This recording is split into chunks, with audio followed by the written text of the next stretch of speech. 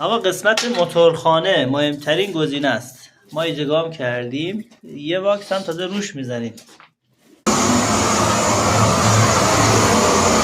اینم واکسی که زدیم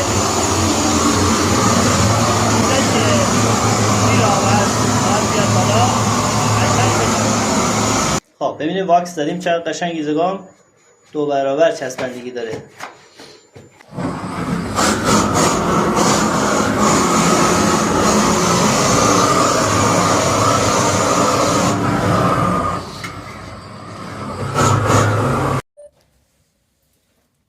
حتما باید واکس این لبه ها رو بیاری بالا، همین قسمت همون قسمت. قبل از ایزوگام یه واکس غیر میزنیم به خاطر اینکه قشنگ بچسبه.